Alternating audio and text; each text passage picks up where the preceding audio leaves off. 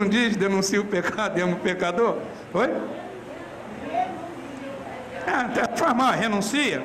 Tá, mas então, renuncia o pecado, mas aí arruma um pecador, não adianta nada. Então, vamos olhar. Bom, esse som tá muito ruim.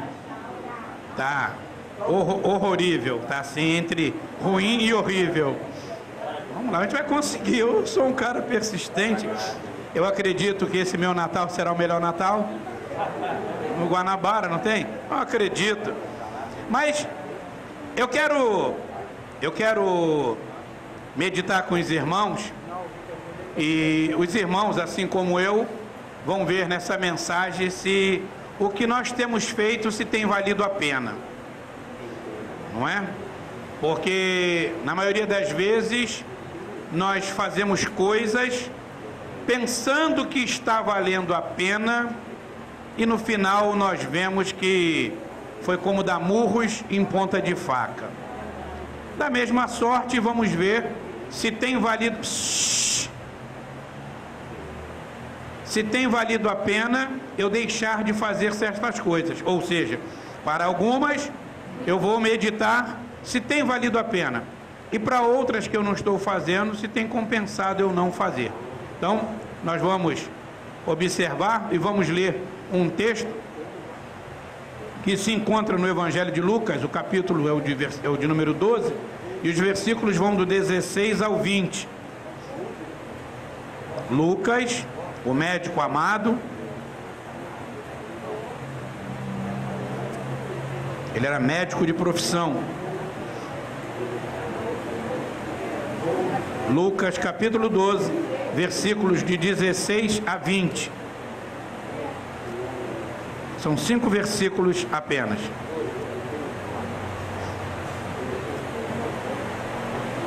Era o Novo Testamento. Acharam? Podemos ler então? Diz assim a palavra de Deus. Propôs-lhes então uma parábola dizendo: o campo de um homem rico produzia com abundância. E ele arrazoava consigo dizendo: que farei, pois não tenho onde recolher os meus frutos? Disse então: derribarei os meus, edificarei outros maiores, e ali recolherei todos os meus cereais e os meus bens. E direi à minha alma: alma, tens muitos bens para muitos anos. Descansa, come, bebe, regala-te. Mas Deus lhe disse: insensato, esta noite te pedirão a tua alma, e o que tens preparado, para quem será? Os irmãos podem sentar.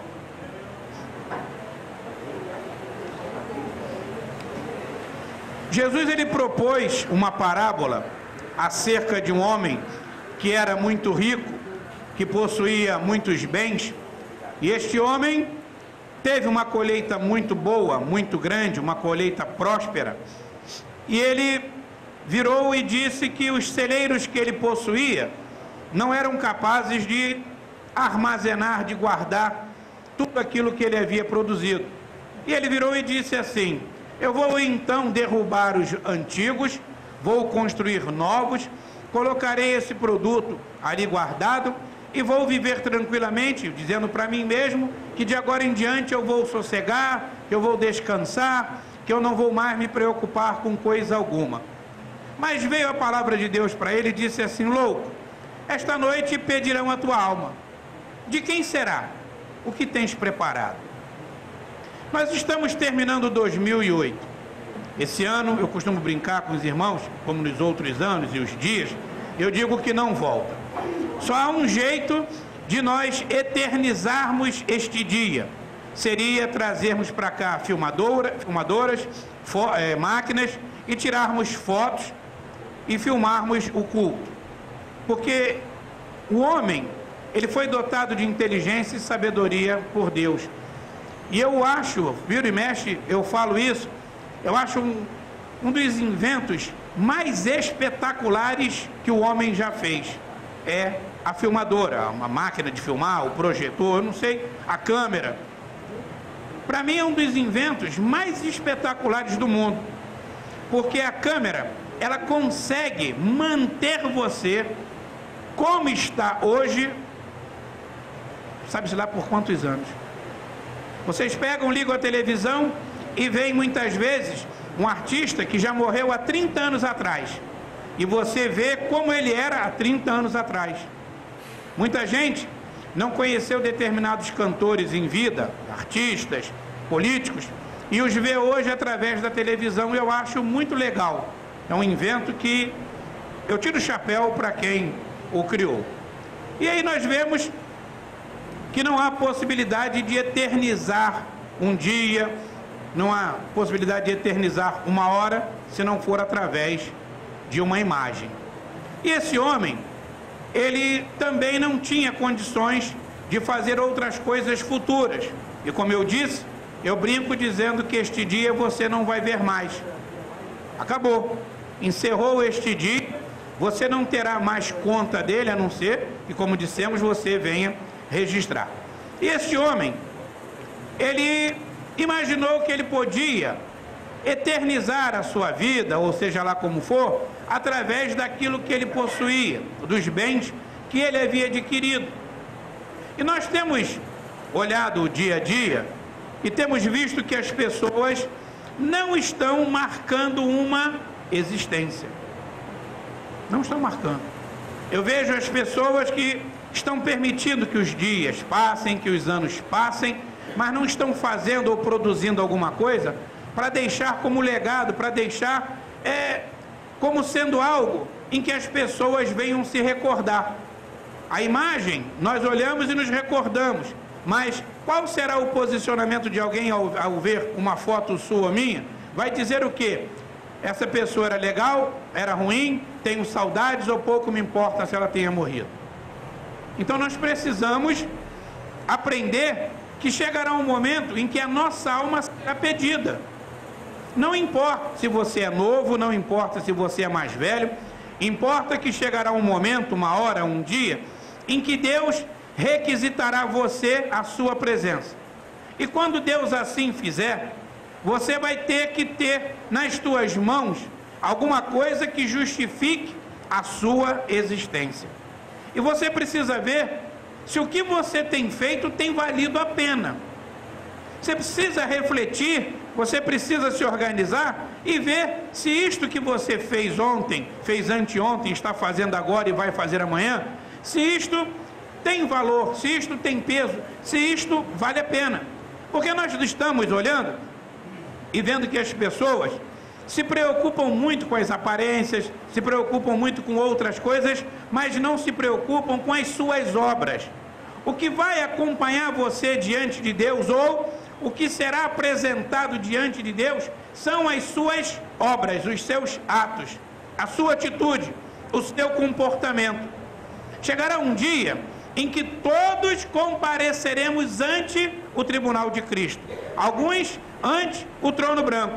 Os que vão comparecer diante do tribunal de Cristo são aqueles que se salvaram, são aqueles que conheceram a salvação, são aqueles que deram a sua vida ao Senhor Jesus, que o reconheceram como Salvador de suas almas. E chegará também um momento que todos vão aparecer diante do trono branco, aqueles que não aceitaram Jesus, que não tiveram salvação. E nós, os crentes, teremos as nossas obras, eu disse, queimada. As nossas obras, ela passará pelo fogo, e aí Deus haverá de saber qual a obra perdurou. Se a sua obra foi feno, foi palha, foi madeira, foi ouro, se foi prata. E aí você vai receber a sua recompensa mediante aquilo que você apresentou a Deus como obra. Obra. Obra. Obra. Obra acompanha o crente. Obra é companheira do crente. Obra faz parte da vida do crente. Obra é primordial para o crente. Crente sem obra é um crente que nada fez. É o crente que vai ser salvo como que do fogo. Vai ser como aquela pessoa que no momento em que estivesse morrendo foi arrancada do fogo. Não vai perder a salvação, mas não terá prêmio, não terá recompensa. E outros serão condenados exatamente pelas suas obras. Vão estar diante do Senhor, e a maior e pior obra que eles podem realizar é de não ter aceitado Cristo como Senhor de suas vidas. Porque o que leva o homem ao céu, independente das obras, é a sua vida ser voltada para Deus, é você se entregar a Deus, é ter o seu nome escrito no livro da vida. Aqueles que não têm o nome escrito, não adianta, as obras só vão cooperar para que eles venham ter um sofrimento maior. Os que têm o seu nome escrito no livro da vida receberão recompensa mediante as suas obras, mas a sua salvação está garantida. Mas de que adianta tão somente eu me sentir salvo, e eu acho que isso é o bastante? Se eu me dou por satisfeito de ter conseguido a salvação, eu sou o pior dos crentes. Eu sou o pior dos crentes. Porque na verdade eu gostaria de, além de me salvar, chegar no céu e desfrutar de grandes e sensacionais coisas que Deus tem preparado para nós. Mas tem gente que acha que basta tão somente a salvação. Existem pessoas que vêm para a igreja e acham que já é o bastante ser salvo, já é o suficiente. Agora há pouco eu tive notícia de uma pessoa que se jogou do 8º andar de um prédio, eu conheci, e algumas pessoas aqui o conheceu. Ele estava com câncer de próstata e ficou internado e operou e não estava bem, não sei se foi a depressão, se jogou do 8º andar de um prédio, né, do hospital, se estatelou lá embaixo e morreu. Já foi enterrado, paciência, não podemos fazer nada, mas era uma pessoa que ouviu e muito falar do amor do Senhor Jesus. Uma pessoa que levou muitos anos da sua vida sendo evangelizado, para chegar agora na velhice e se matar. O que adiantou? Veja bem que as obras praticadas por ele só concorreram para que ele viesse a ter uma vida mais desgraçada ainda do que a vida que ele viveu aqui. Porque todos nós sabemos que o suicida não tem parte com Deus, não herda o reino dos céus. E aí vemos então a necessidade de analisarmos todas as nossas obras e fazermos as coisas segundo o entendimento bíblico, segundo a determinação de Deus.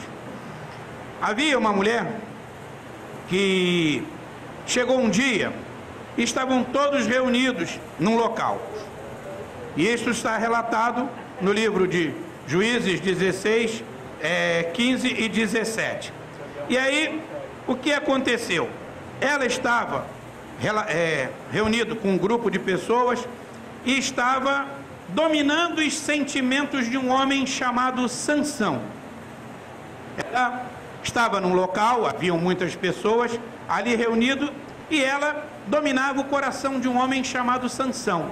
Sansão todos conhecem, era aquele homem muito forte, era aquele camarada que a mãe fez um voto e tudo mais. E aí Sansão chegou e se deixou enredar por aquela mulher.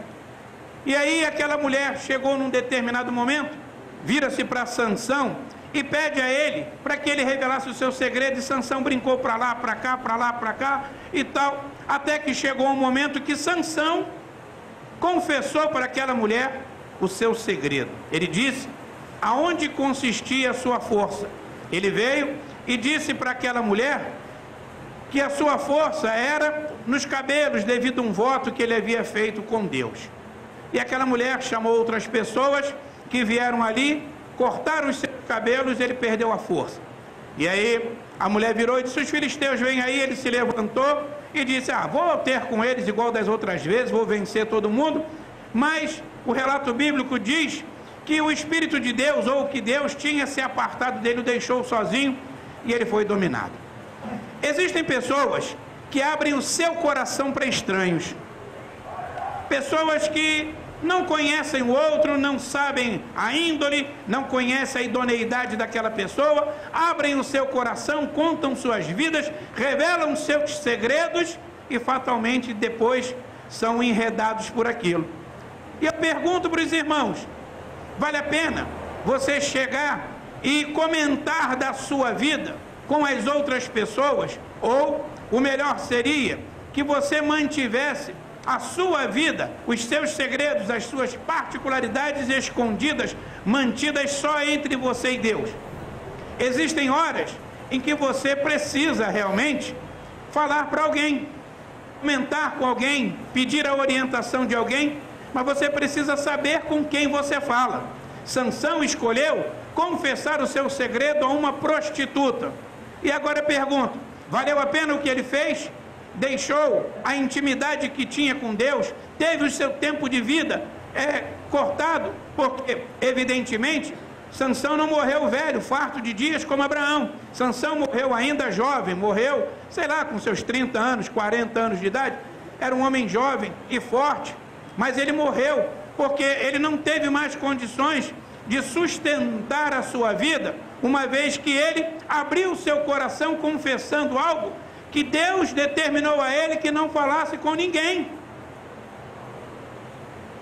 Ele era nazireu de Deus e, como tal, não podia cortar o cabelo. Mas, pastor, haviam outros que também eram nazireu, e eles, com eles Deus não tinha voto, com eles Deus não fez pacto, mas fez com Sansão. Muitas vezes nós estamos na igreja e vemos que temos um grupo grande de irmãos, todos iguais a nós, mas Deus escolhe um de nós para uma determinada missão, para um determinado ministério, e Deus confia que você dê cabo daquilo que Ele colocou nas suas mãos. Eu digo o seguinte, embora muitos digam que não, eu afirmo biblicamente que Deus precisa de você. Se Deus não precisasse de você, Ele colocava um jumento, Ele colocava uma bola, Ele colocava uma casa, Ele colocava qualquer porcaria para fazer o serviço. Mas Ele escolheu você. Não escuto nenhum amém, mas tudo bem. E aí, Ele te escolhe e confia que você vai não só exercer a sua atividade, mas vai manter fidelidade a Ele. E nós estamos olhando na igreja porque Deus tem carecido de obreiros fiéis. Não são obreiros frequentes, não são obreiros dizimistas, não são obreiros cantores, não são obreiros músicos, não são obreiros pregadores, mas são obreiros fiéis. E Deus quer que você seja uma pessoa que tenha fidelidade, que mantenha a sua fidelidade para com Ele. Agora, quando nós olhamos, Sansão confessa da onde vinha a sua força, em que consistia o seu poder. Evidentemente que Deus desfaz o trato. Deus, Ele não tem obrigação de cumprir nenhum contrato, de manter nenhum pacto, quando você deixa de cumprir a sua parte. Todo trato que nós fazemos com Deus é bilateral, é Deus e nós, é nós e Deus. E Deus espera que façamos assim, mas nós preferimos muitas vezes contar a vida da nossa igreja, contarmos as particularidades do nosso ministério, falarmos acerca das coisas de Deus para as prostitutas, para os vagabundos. E eu não falo nem a pregação do Evangelho, porque isso é obrigação nossa, pregar a palavra para as pessoas que estão no mundo, para as pessoas que carecem da palavra de Deus. Mas estou falando é de pararmos como estava Sansão, ocioso, estava lá ocioso, com uma mulher mundana, conversando assuntos que não edificariam em nada a sua vida, como não edificaram, abrindo o seu coração, confessando particularidade. Existe gente, maldito e miserável, crente do diabo, que quando se encontra dentro da sua casa, não é crente de Jesus. Quando se encontra na sua casa, ele senta para espizinhar a vida da igreja e dos irmãos. Na minha igreja tem um irmão assim, tem uma irmã assada, tem uma irmã que anda assim, tem um irmão que anda assado, ele é assim, ele é dessa maneira, ele fica. Isso não vale a pena. Não vale, porque chegará uma hora que virá uma cobrança. Deus não suporta, Deus odeia a pessoa que não mantém as suas particularidades, que não mantém a situação da sua casa dentro da sua casa. Aí reúne, está todo mundo na mesa, crentes e não crentes. Aí vem, aquele irmão lá, hein? Aquela irmã, aquele pastor, aquele presbítero, aquele diácono, aquele isso, viu como é que ele come, viu como é que ele bebe, viu como é que ele anda, vê? Isso não interessa. São coisas particulares, são nossas, e ninguém pode levar para canto nenhum. o seu marido, a sua mulher, seu filho, por mais que você ame, ele não está em condições de saber as coisas que Deus faz nas nossas vidas. Então nós precisamos aprender a guardar as nossas particularidades. Eu nunca vi gostar tanto de mostrar desgraça como crente. Você soube? Pastor fulano foi pego com uma mulher. Oh, Jesus! Oh, meu Deus! Mas você soube? Cicrano comprou um carro, ele era tesoureiro da igreja. Logo notei. Por que nós temos que conversar esses assuntos? Por que nós temos que tratar dos nossos problemas com pessoas que não são do nosso meio? Não tem valido a pena. E aí nós estamos vendo Deus agir e cobrar. Porque o problema é que as pessoas continuam a achar que Deus não pune. Havia uns homens que estavam lá oferecendo fogo estranho. Deus chegou e disse assim para o pai: olha só, teus filhos estão errados. O pai, pois é, coisa e tal. O que aconteceu? Deus matou os dois e depois fez o pai cair e quebrar o pescoço. E Deus disse assim, eu tinha feito um pacto. Eu disse que da linhagem de Eli não faltaria sacerdote. Aí ele complementa: mas longe de mim de cumprir o que eu prometi. Longe de mim. Eu vou ter que manter um pacto com uma pessoa que não me honra? Se nós não aprendermos a fechar nossas bocas, não tem valido a pena a nossa trajetória. Por que seu marido não vem para o evangelho? Por que sua mulher não vem? Por que seu filho não vem? Por que seu vizinho não vem? É por causa do seu péssimo testemunho. Porque você vem, glória a Deus, aleluia, abraça, ô irmão, eu te amo.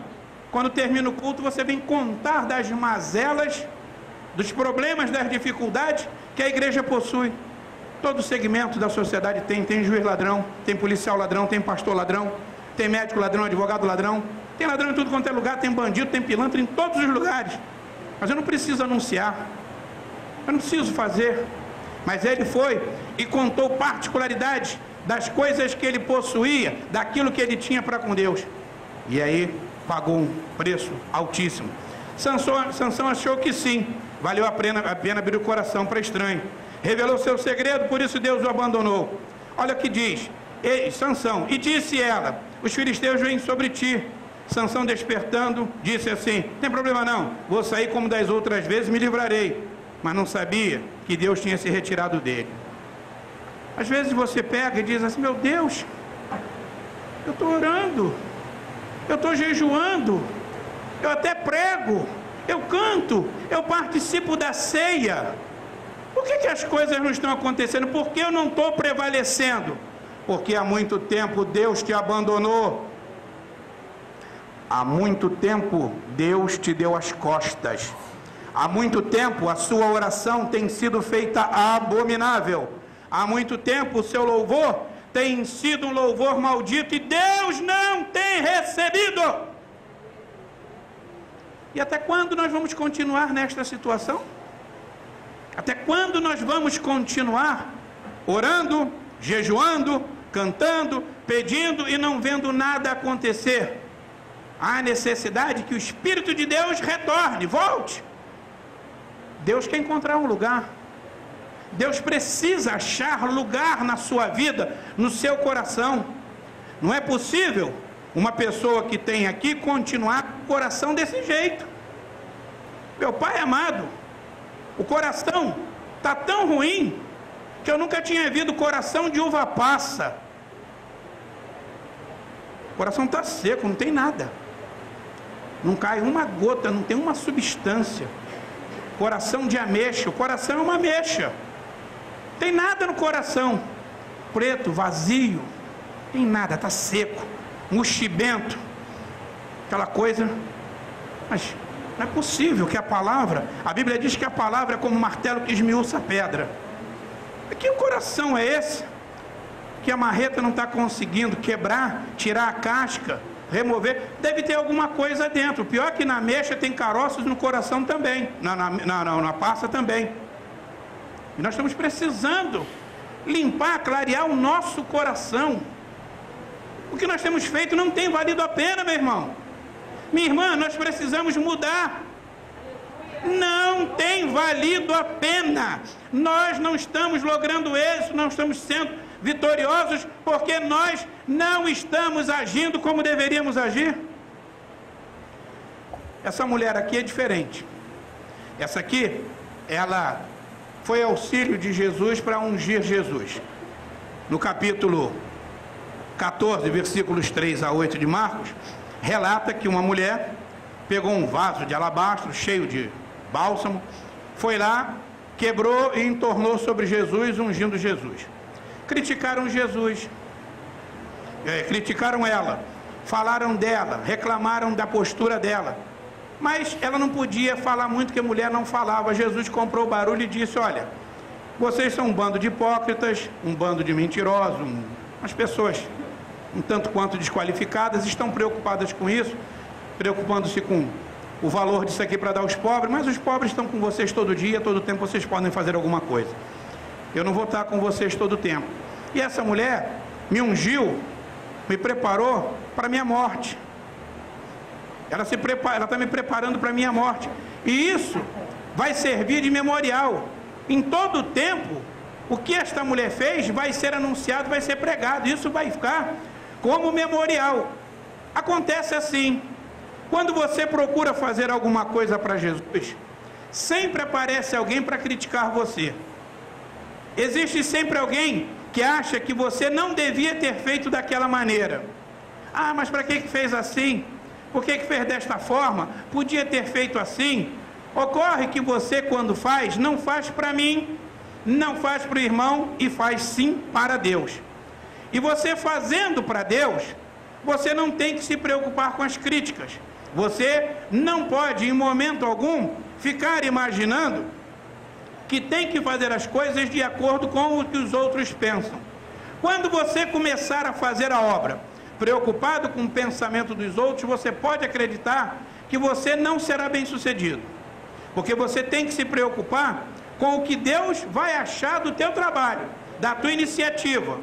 Deus é quem tem que julgar você e a sua obra, e você não pode ficar limitado achando a todo tempo que se fizer assim alguém vai ficar aborrecido. A igreja Assembleia de Deus é uma igreja pentecostal, era uma igreja de barulho, era muita gritaria. Isso foi acabando, e tem acabado não porque Deus tenha mandado terminar, mas é que o povo fica preocupado com o vizinho do lado, achando assim: será que o irmão não vai reclamar de eu estar falando alto, de eu estar dando um glória a Deus mais alto, um aleluia? Não se chora mais nas Assembleias de Deus.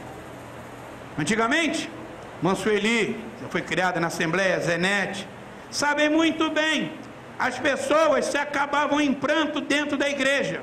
Hoje os corações estão tão amargurados, os corações estão tão fechados, que a palavra não consegue penetrar, e a pessoa não consegue pôr para fora aquele sentimento que a angustiava, que mantinha ela presa, mas ao contrário disso, a pessoa ainda vai embora mais tensa para sua casa. Antigamente, irmãos, um simples cumprimento, uma simples paz do Senhor fazia com que a igreja manifestasse o poder de Deus. As pessoas choravam. Olha, sabe como é que eu me conheci na Assembleia de Deus? Cumprimentando meus irmãos e falando língua estranha. Eu, quando me abraçava com os meus irmãos,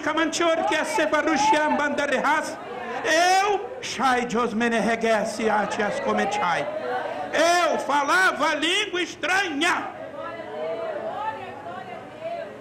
Eu, quando fui batizado, o meu pastor mandou avisar que eu tinha que confirmar batismo com o Espírito Santo. Não tinha isso. Ah, fui batizado. Não.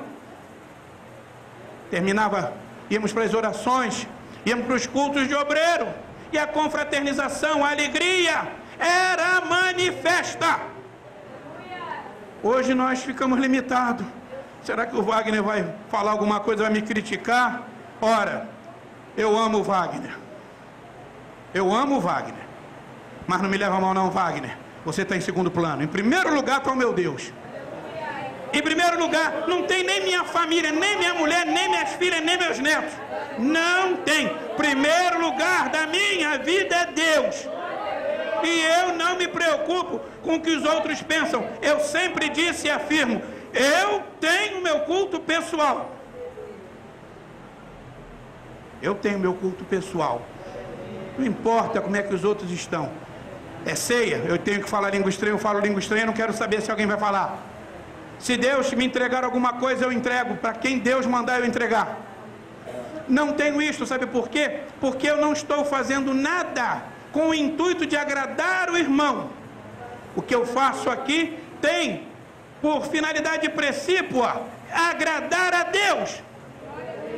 Mas o crente não quer mais agradar a Deus. Por que eu vou dar glória a Deus? Por que eu vou dar um aleluia? Eu conheço crianças, que agora já são homens, que com 5 anos de idade eram batizados com o Espírito Santo. Eu conheço pessoas que hoje são adultos, que entregavam visões e revelações com 5 anos de idade. Pergunta aí os pentecostais mais velhos aí, se não tinha. Criança que chegava assim, parava e dizia assim, irmã, Deus mandou dizer. E agora? Como ficamos? A mulher não se preocupou.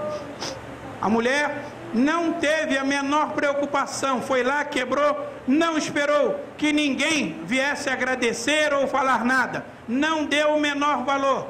A crítica, ela é bem recebida, desde que ela não atrapalhe na sua adoração.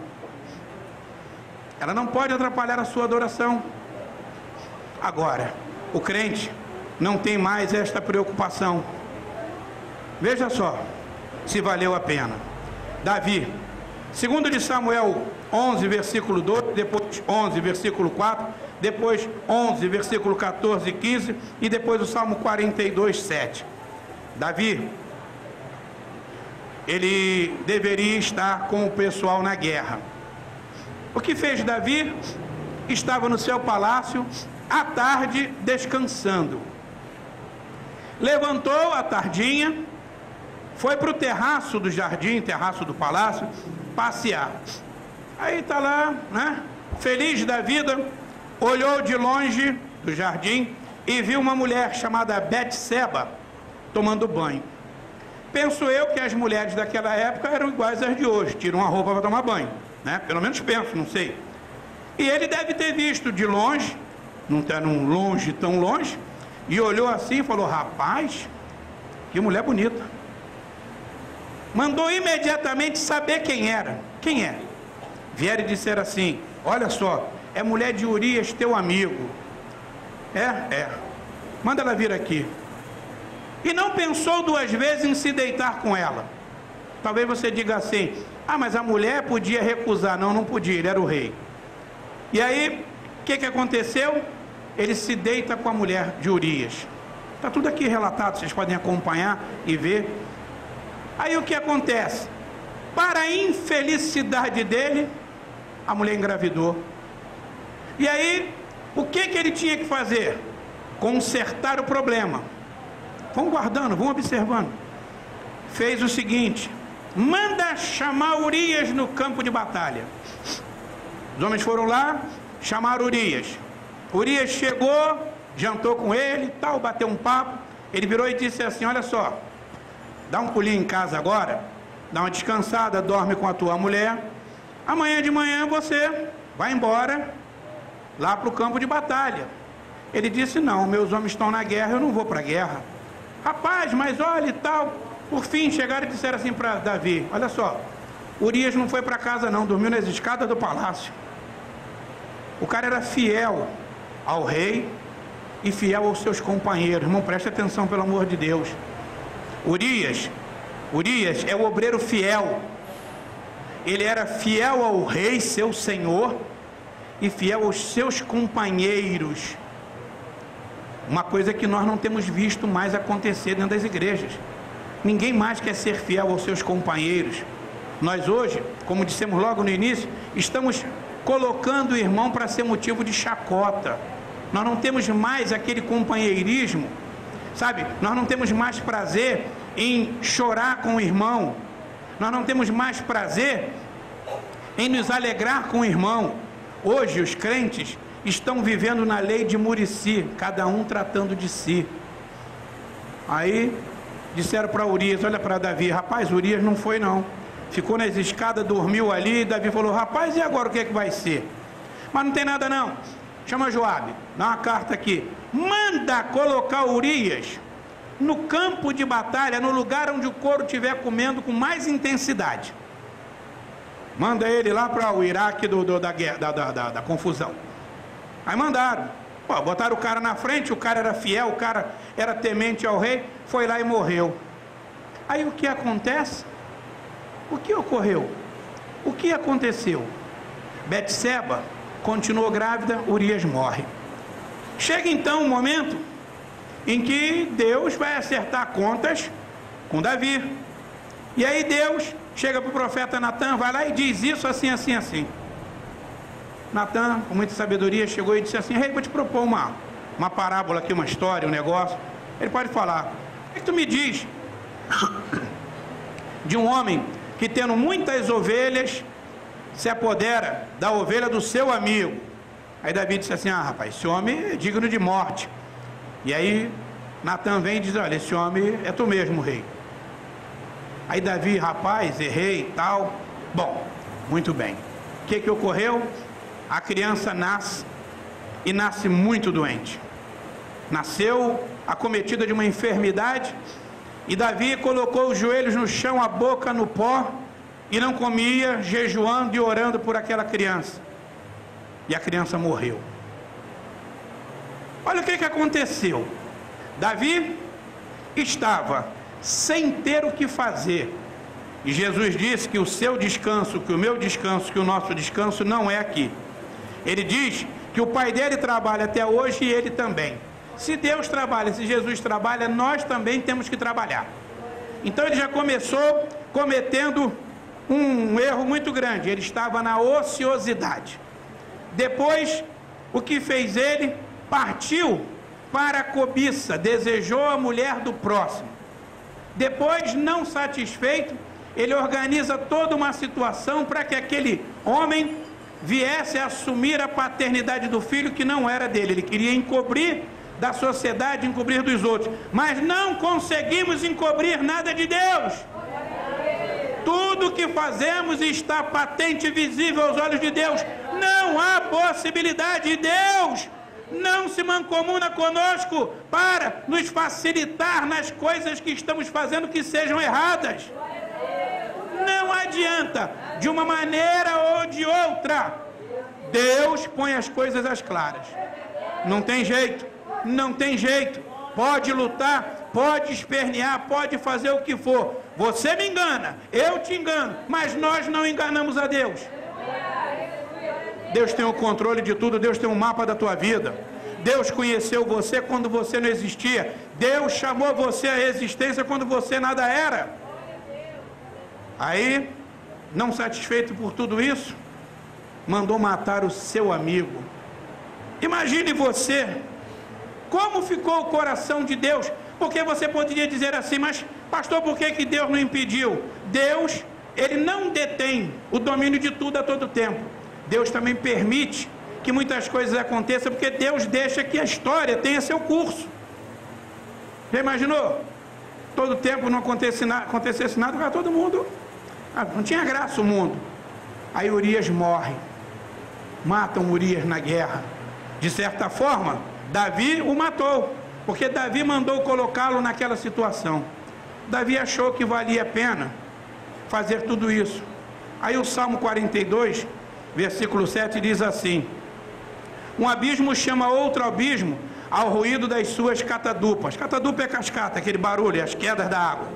Um abismo chama outro abismo.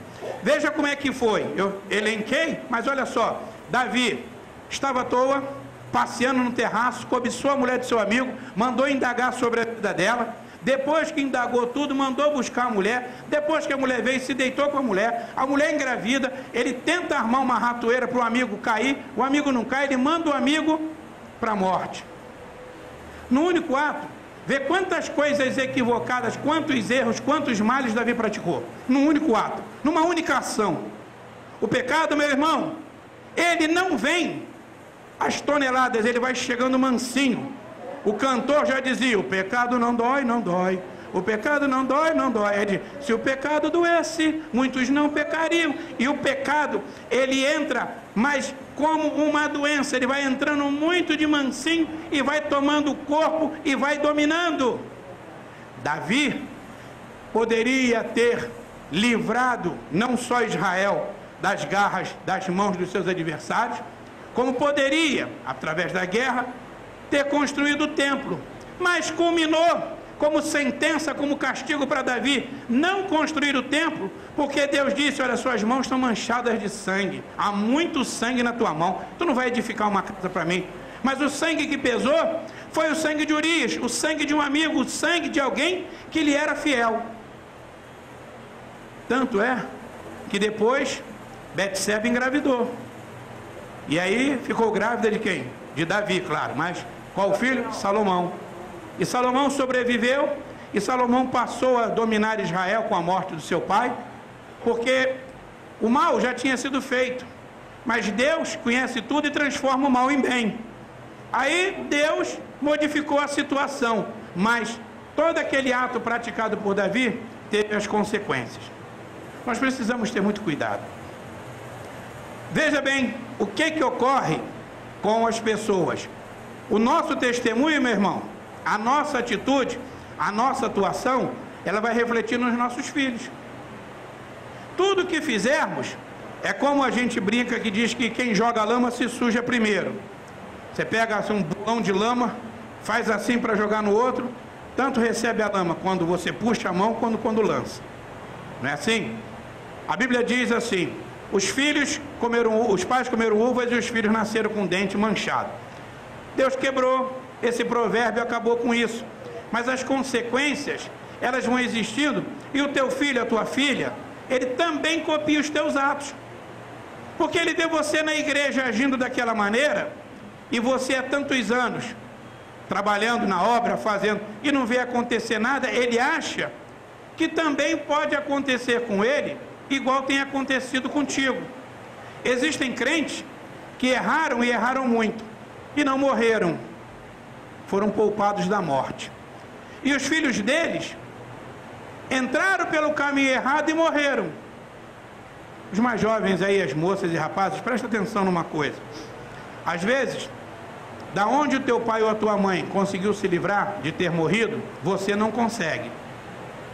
Não pense que Deus deu livramento a teu pai, deu livramento a tua mãe, que vai dar livramento a você também. Primeiro, que Deus trabalha com cada um de forma independente. Eu conheço uma pessoa que levou uma vida muito complicada, uma vida meio que no crime. Viveu, está vivo, e o filho desta pessoa não chegou nem a esquentar banco. Rapidamente teve a vida tirada. Tem gente que acha assim, minha mãe bebia, meu pai bebia, minha mãe foi prostituta, meu pai foi ladrão, minha avó era isso, meu avô era aquilo outro, então também você vai dar certo. Não vai não. Não vai não. Deus trata com cada um de forma diferente. A individualidade, Deus trata você como indivíduo. Então não pense você que aquilo que a sua mãe fez, ou que o seu pai fez, que você queira vir a fazer, e você vai sair ileso, que é engano. Veja o que aconteceu. Davi fez o que fez e deu aquela problemática toda. Aí entrou quem? Aminon. Aminon, filho de Davi. Davi tinha um filho chamado Aminon, tinha uma filha chamada Tamar.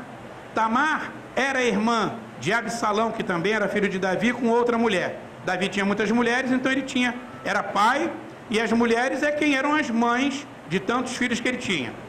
E aí Davi não fez nada com relação à sua vida e deixou seus filhos meio que vamos embora, né? O problema do crente é, meu filho não faz, meu filho não erra, meu filho é bom. Não, boto minha mão no fogo pelo meu filho, a mão está torrada, queimada até os ossos, mas eu boto a mão no fogo pelo meu filho. Davi tinha Aminon.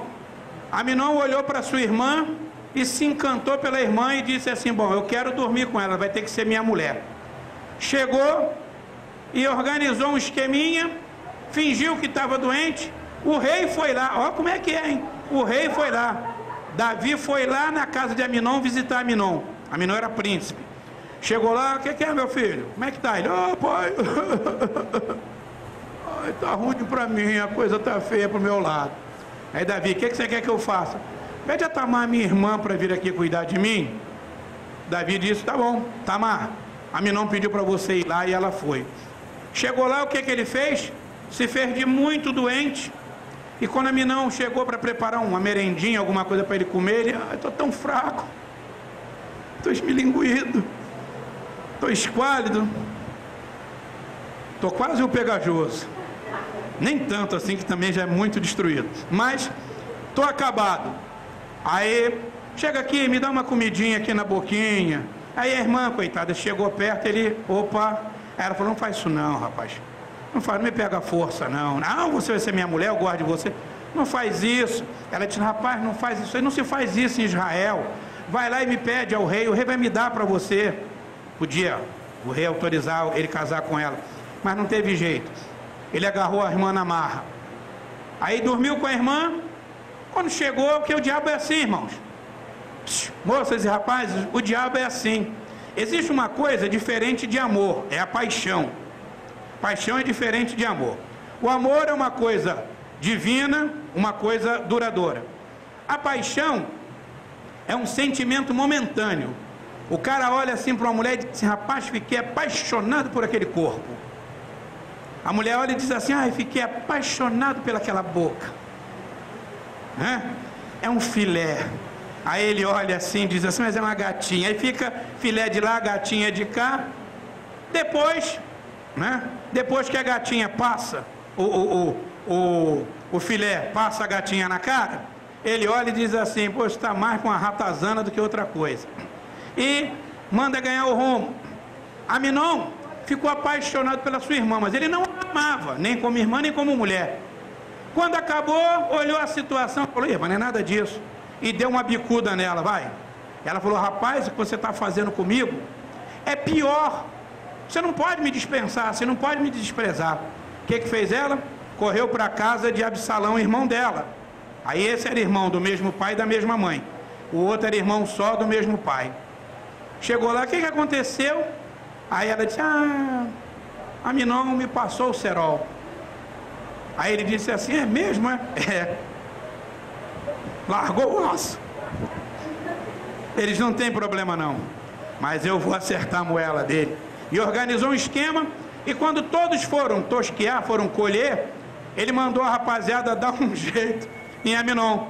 E passaram Aminon, mataram Aminon. Olha o problema. Pergunto para vocês: valeu a pena para Aminon se deixar envolver por um sentimento momentâneo, um sentimento carnal? Pergunto: o que Aminon fez valeu a pena? E a pergunta é para nós: o que nós temos feito tem valido a pena? Porque muitas vezes nós praticamos atos assim, como este, atos da carne, atos que não visam engrandecer a Deus, atos que não trazem benefício para a nossa casa, para a nossa família, atos que não produzem nenhum efeito benéfico. Nós muitas vezes, e eu não falo aqui do adultério, da relação sexual ilícita não, eu estou mostrando exemplo de coisas que foram feitas simplesmente por causa dos olhos. Gostei, vou fazer. E observe que muitas vezes a pessoa chega e diz assim: pastor, não deu para segurar a onda. Não deu para segurar a onda? Por quê? Porque não. Todo pecado é complicado. Mas o adultério, na maioria das vezes, é o pecado premeditado. Na maioria das vezes. Raro, mas raríssimo, é o adultério que acontece assim do nada. Na maioria das vezes, como é que a pessoa faz? Primeiro olha. Eu falo que você pode olhar. Passou uma mulher bonita, eu olho e falo: rapaz, que mulher bonita. Na segunda vez eu olho: rapaz, que mulher bonita. Na terceira vez eu digo: Jesus, me cobre com teu sangue. É verdade, verdade. Porque a Bíblia diz que a fé vem pelo ouvir. E da mesma forma a Bíblia ensina que o pecado vem pelos olhos. Os seus olhos são a janela da sua alma. E é através dos olhos que você peca. Preste atenção, vou dar 2 exemplos de pessoas que pecaram exatamente igual, ou melhor, que foram tentadas exatamente igual. Estava Eva no jardim, passeando, né? Está Eva passeando lá no jardim, né? Feliz da vida.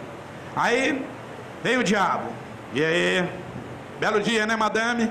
Aí ela, pois é, diabo, tá legal o dia, tá bacana. Aí ele vira e diz, sei lá, a árvore.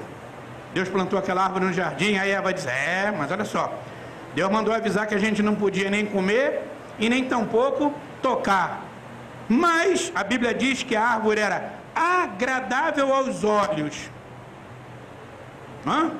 boa para comer e boa para dar entendimento. A árvore tinha 3 características: era agradável de ver, boa de ser comida e também era boa para ter entendimento. Aí o diabo foi, tentou a criatura, venceu o marido. 4.000 anos e pouco depois, o que ele faz? Vai tentar outro homem chamado Jesus. Aí ele chega assim, Jesus cheio de fome. Ele olha assim e diz assim, rapaz, se tu é filho de Deus, manda essas pedras se transformar em pão. Jesus vem e diz assim, olha, nem só de pão vive o homem, mas de toda a palavra que sai da boca de Deus. Rapaz, se você se prostrar e me adorar, eu te dou tudo isso. O diabo não esquentou. Virou e disse assim, tu não é filho de Deus, se joga daqui lá embaixo. A forma parece diferente, mas não. Eva foi tentada com a concupiscência dos olhos, concupiscência da vida, a concupiscência dos olhos, a soberba da vida. E Jesus também. E Jesus prevaleceu, mas sabe por quê? Porque em Jesus havia um outro espírito, um outro entendimento. E aí quando nós achamos que o pecado nos atrai, é porque nós primeiro o atraímos.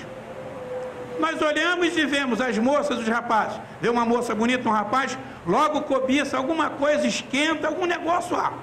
E aí, enquanto não consumam, não sossegam. A mesma coisa somos nós. Nós olhamos para os problemas, para as situações, para as dificuldades e não procuramos nos afastar daquilo. Eu estudei com um rapaz, a Zenete conhece, Daniel. Não vou entrar muito em detalhe, porque ele é pessoa conhecida. E ele foi meu colega de seminário, ele falou para mim, rapaz, essa semana passei uma situação difícil. Falei, o que houve? Ele falou, a filha de uma irmã lá da minha igreja, me pediu um favor e eu fui lá fazer o favor. Mas ela disse que a mãe estava em casa e tal, eu fui. Quando eu entrei, era para trocar uma lâmpada. Ela falou assim, Daniel, a porta da sala está aberta, pode entrar. É só para trocar essa lâmpada aí. Aí ele, tá bom. Foi trocar a lâmpada. Enquanto ele está trocando a lâmpada, ela apareceu pelada. Nua, sem roupa, despida, na pela. Sabe o que ele fez? Montou no porco, pulou muro e tudo. Sabe por quê? Se ficar, meu filho, não tem jeito. Se correr, o bicho pega, se ficar, o bicho come. O que ele fez? Pulou. José, lá no Egito, também fez a mesma coisa. Sabe por quê? Porque não dá para segurar a onda. Não dá. Então, o que ele fez? Correu, já está com a mente preparada, pronta para aquilo. Você já tem que estar atento que pode acontecer e se calçar. Aminon fez isso. Tamar era sua irmã, foi lá amando do rei, o pai. Vai lá e ajuda seu irmão. Tudo bem, foi lá fazer uma determinação do seu pai. Olha o que aconteceu. Esculhambou com a vida da menina. E pior de tudo, esculhambou com a sua própria vida. Porque o salário do pecado é a... Aí nós ficamos olhando e precisamos então entender. Aí, após consumar, mandou o seu irmão embora como se fosse uma coisa. Absalão achou que valia a pena matar Aminon, seu irmão. O salmista achou válido a aflição que passou, pois assim aprendeu a guardar a palavra de Deus. Salmo 119, versículos 67 e 71, diz assim: antes de ser afligido, eu me extraviava, mas agora guarda a tua palavra. E depois no 71 ele diz assim: foi-me bom ter sido afligido, para que aprendesse os teus estatutos. Sabe qual é o problema? Tem gente que acha que vale a pena passar luta, dificuldade, sofrimento, comer o pão que o diabo amassou com chifre, para depois dizer assim: irmão, a luta valeu a pena. Eu quero dizer uma coisa para você: no meu entender, não há luta nenhuma que vale a pena. Que prazer você tem em ser afligido? Afligido, a palavra afligido, ela tem conotação de sofrimento. Para quem não sabe, afligido era o cara que levava chicotada. Por isso que a Bíblia diz que Jesus foi afligido. Afligido era a pessoa que era amarrado e o outro vinha e batia de chicote, sofria a aflição. Isso é ser afligido, é sofrimento extremo, porque naquela época os chicotes que se usavam eram feitos de couro e nas pontas, vocês viram no filme de Jesus aí, desse Mel Gibson, era um chicote com ponta de osso e umas bolinhas de chumbo. Quando o cara levava uma quarentena, né, de açoite, era 40 menos 1, que era para a pessoa não errar a conta, então dava-se na realidade 39, que a pessoa ficava com medo de ter errado a conta e o cara não podia ser punido em excesso. Aquilo ali matava. Vocês acham que se Jesus é outro, sobreviveria aquilo ali? Não sobreviveria não. Porque aquilo, o couro era cortado de uma maneira que ficava com uma lâmina no couro. E era um couro muito duro. Aquelas bolinhas de chumbo, aquelas pontas de ossos, aqueles trocinhos com uns grampinhos, ia batendo, as 10 primeiras já começava a cortar nervos e tendões das costas.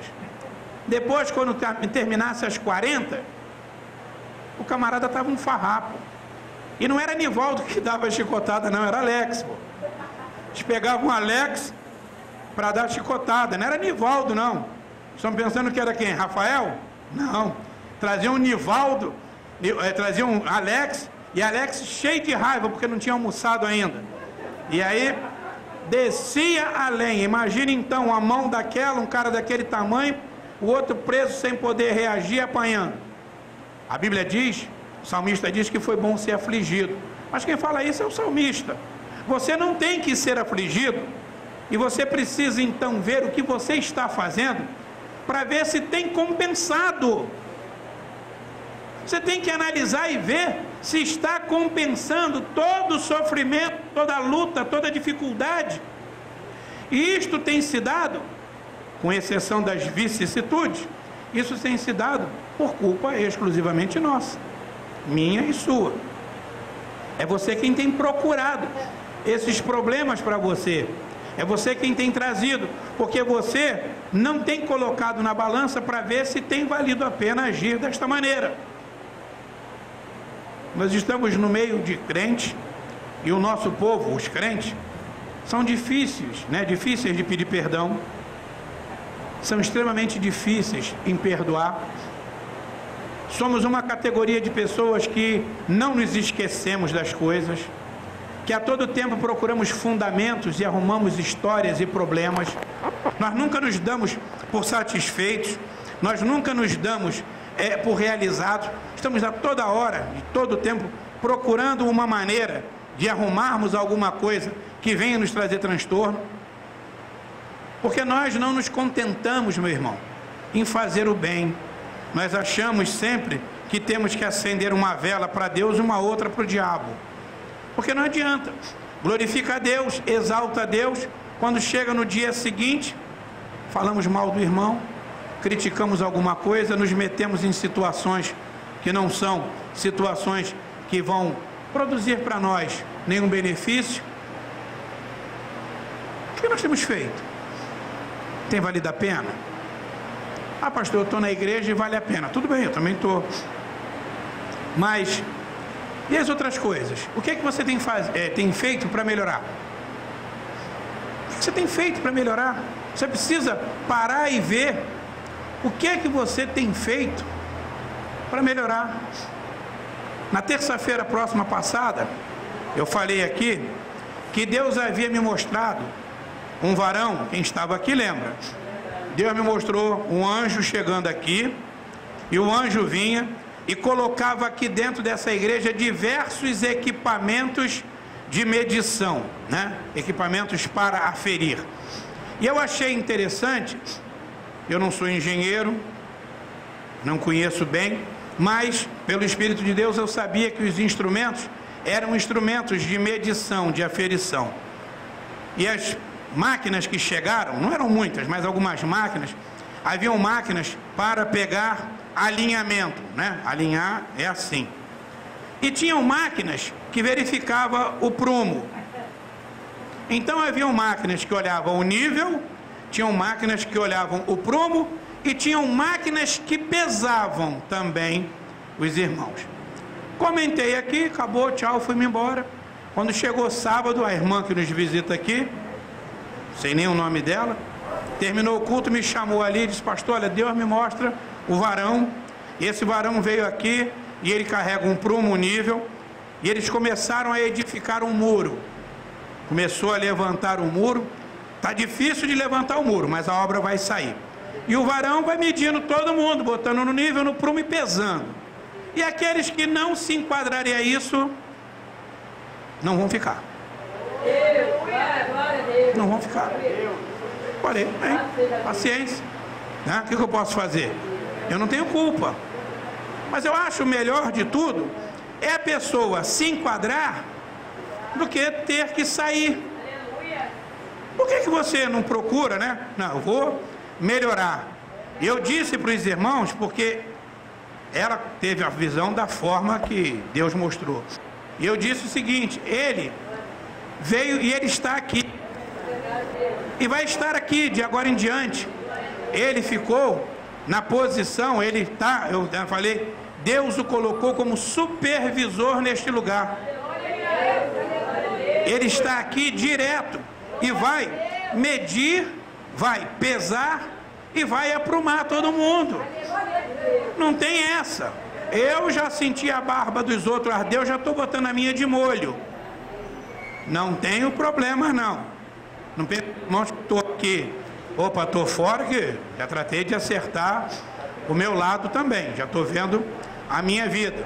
Então eu quero mostrar o seguinte: por que eu tenho que esperar passar por uma luta, passar por um problema, passar uma dificuldade, ter que enterrar um filho, ter que visitar um filho no hospital, ter ver um marido entrevado, ter uma mulher esculhambada, passar por lutas, ficar sem dinheiro, para depois eu chegar e dizer assim: irmãos, passei por uma prova, agora que eu estou botando os olhinhos fora d'água. Por quê? O salmista disse que foi bom ser afligido para guardar os estatutos de Deus. Só que ele não tinha pastor para lhe orientar diretamente e pregar nos dias de domingo, mostrando a ele qual o melhor caminho para a sua vida. E os irmãos têm. Então para ele demorou mais para o problema chegar, mas para nós o problema chega mais rápido, porque Deus não nos tem como inocente. Chegou uma hora, chegou um tempo em que Deus vai agir por força da sua palavra. E eu digo o seguinte: é bom que tenha vindo alguém de fora, porque sendo eu a falar, os irmãos vão chegar: ah, pastor e tal, Zenete, Sueli, enfim. Mas não fui eu só quem vi isto. Então, vamos parar e vamos ver se o que estamos fazendo tem valido a pena. Tem valido a pena você deixar de vir para a igreja simplesmente por não vir? Você não veio por quê? Ah, estou cansado. E hoje o pé estava doendo. E ontem porque eu estava com fome. E anteontem porque... Bom, a pessoa tem que vir para a igreja. Não está fazendo nada.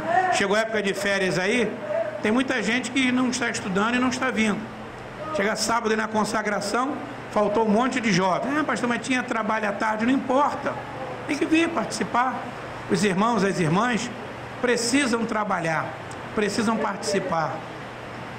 Tem observado?